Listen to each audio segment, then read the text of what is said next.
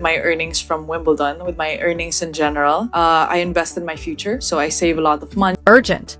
That is the only word that truly captures the striking contrast unfolding in July 2026. Behind every ranking climb and every stunning upset the public celebrates, there exists a deeper, more human story that the scoreboard never shows. This is the tale of two players who competed in the same Wimbledon draw, faced the same pressures, and experienced the same high-stakes environment, yet their paths afterward could not have been more different. One headed straight to a sun-drenched Greek island resort for relaxation and recovery.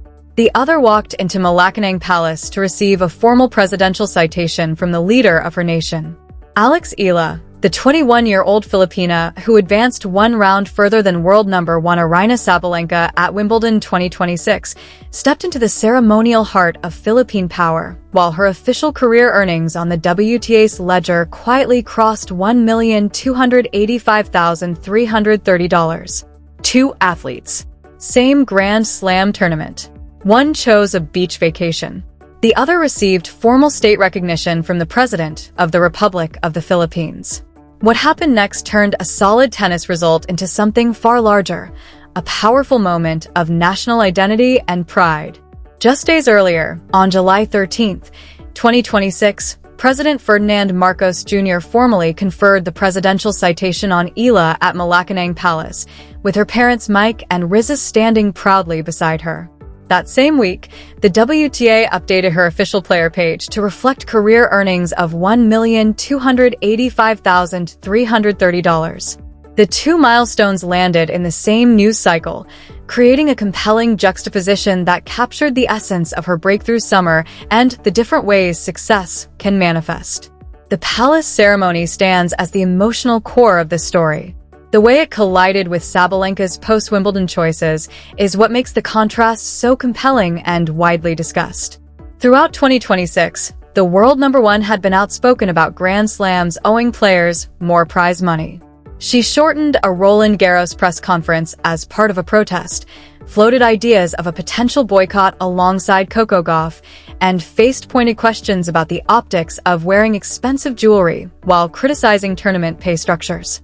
Then Wimbledon arrived. Sabalenka lost the first set to Naomi Osaka 6-2, fell in 3 sets overall, and told reporters afterward with striking candor, "I just want to go get completely drunk, forget about things, and try to get better in better shape." When asked about her emotions, she replied simply, "No emotions."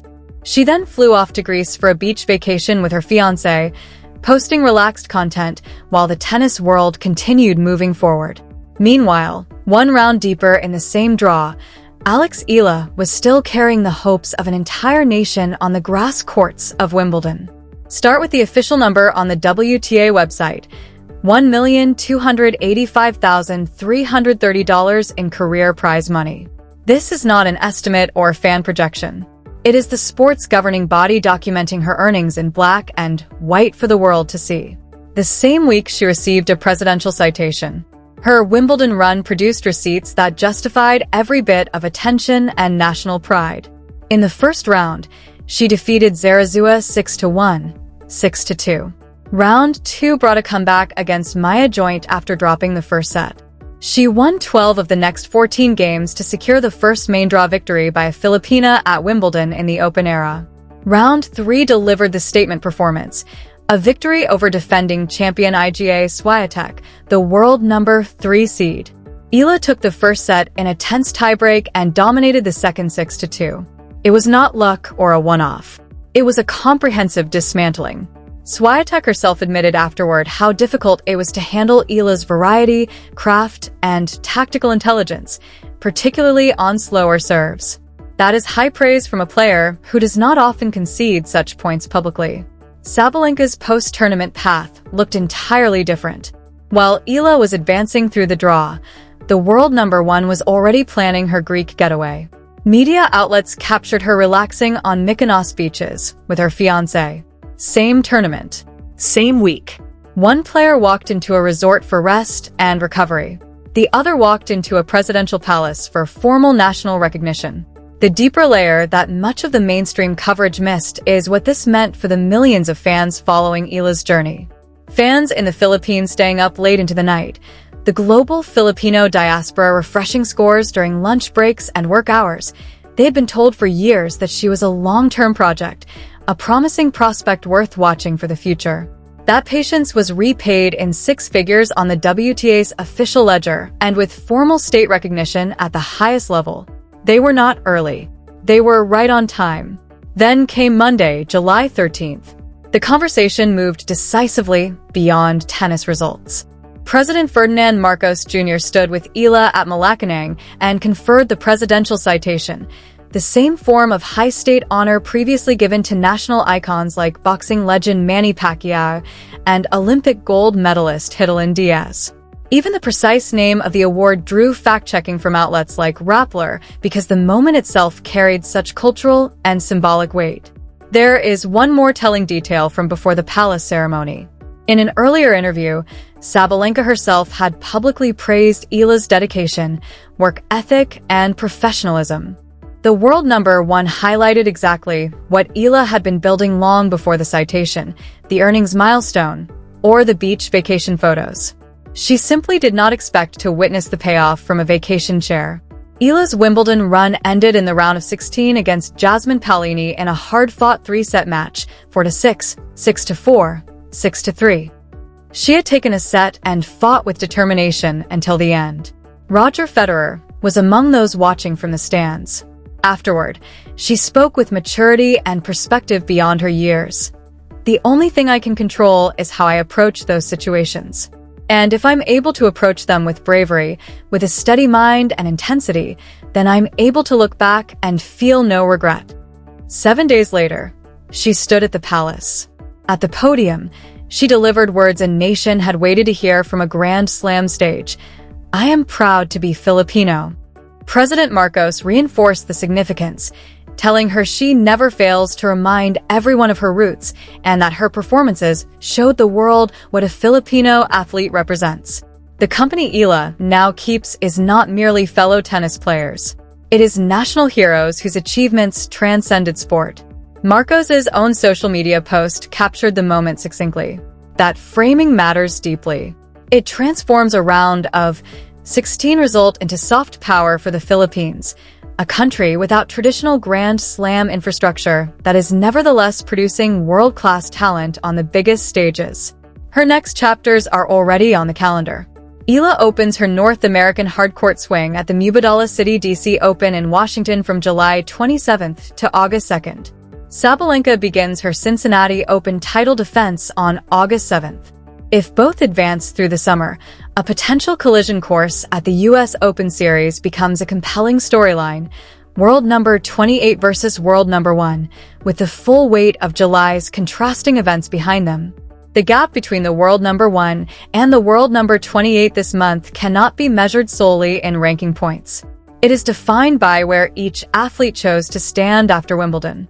Sabalenka picked a beach for rest and detachment. Eala picked a palace for formal recognition and national connection. Only one of those choices placed a 21-year-old alongside legends like Pacquiao and Diaz in the pantheon of Philippine achievement. When Eala and Sabalenka eventually meet on hard courts this summer, whether in Washington, Cincinnati, or at the U.S. Open, the tennis world will be watching closely. Who takes the match and in how many sets? The predictions are already pouring in across fan communities. Stake your claim now before the draws are released. Those who called it early will have the satisfaction of being ahead of the story.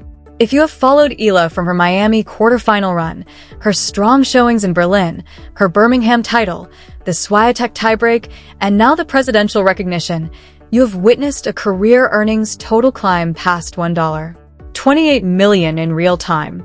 The next phase of her journey on North American hard courts promises even more chapters and new tests. This is what makes her story so compelling in 2026. It is not just about wins, rankings, or prize money. It is about representation, resilience, national pride, and the grace with which a young athlete carries both personal ambition and the hopes of millions. The contrast with Sabalenka's choices only sharpens the focus on what Eala represents, a young woman balancing elite competition with cultural significance and doing so with composure that has earned respect across borders. The summer hardcourt swing will bring new challenges, new opportunities, and potentially new milestones. For now, the image of a 21-year-old standing in Malacanang Palace with a presidential citation in hand, fresh off a historic Wimbledon run, stands as a powerful symbol of how far she has come and how much further her journey may still take her and her country.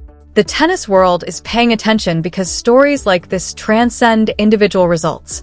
They speak to larger themes of perseverance, identity, and the different ways success can be defined.